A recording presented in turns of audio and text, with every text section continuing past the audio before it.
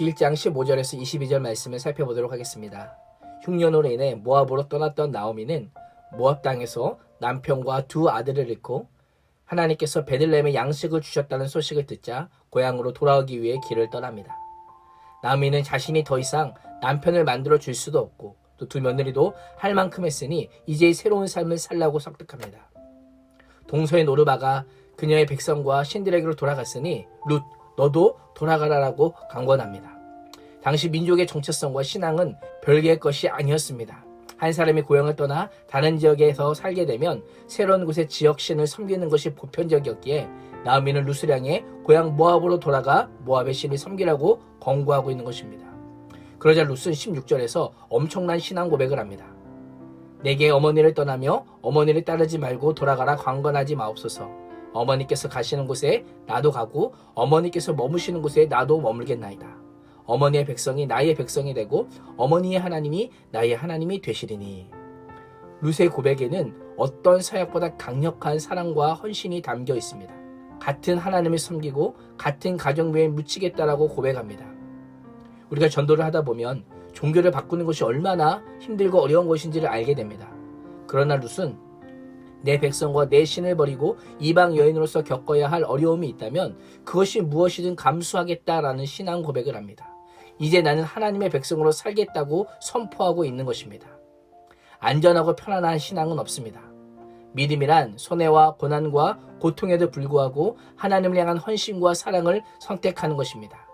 시어머니와 함께 낯선 땅에서 이방인이요 가부로 살면서 그 무엇인가를 기대할 수 없을지라도 하나님을 섬기겠다라고 결심하고 있습니다. 이러한 룻의 선택이 이해가 되십니까?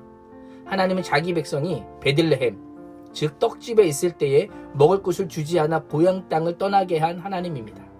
10년 사이에 나오미를 가부로 만들고 두 아들도 잃게 한 하나님입니다.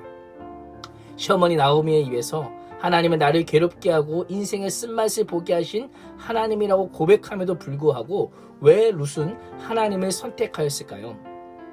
룻을 보면 항상 좋고 풍족하고 충만한 것이 참된 믿음의 필요 충분 조건은 아님을 보게 됩니다. 때로는 인생의 쓴물이 계속하여 반복하여 올라오는 고통을 감수하고서라도 주님을 따라야 하는 믿음도 있습니다. 어떻게 이럴 수 있을까라는 상황이 계속되는 그때에도 여전히 주님을 바라보는 그 믿음이 롯의 믿음이었던 것입니다.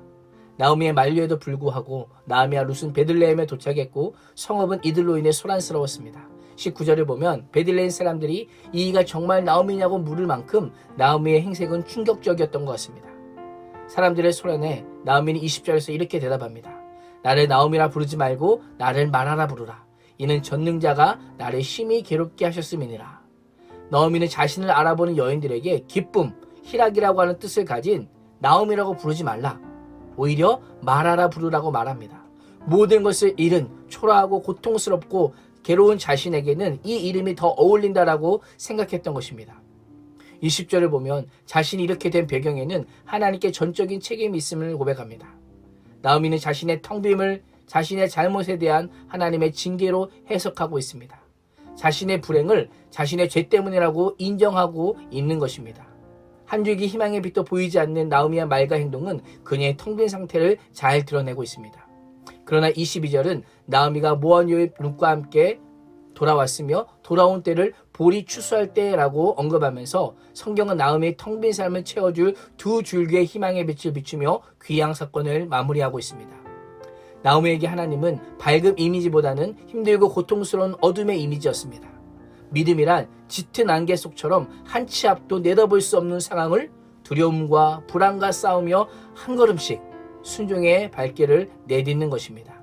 오늘도 지금 내 인생을 보면 초라하고 텅 빈 마라 같은 인생이지만 다시 채우시고 일으키실 그 하나님을 기대하며 포기하지 마시고 믿음으로 살아가면서 내 인생도 볼이 추수할 때를 준비하고 계신 그 하나님을 만나는 복된 은혜가 있기를 주님의 이름으로 축원합니다. 기도하겠습니다. 하나님, 텅 빈 인생을 아주 세밀하게 채워가시고 이끌어 가시기 위해 볼이 추수 시작의 때를 준비하고 계신 하나님의 선한 역사를 보여주심에 감사합니다.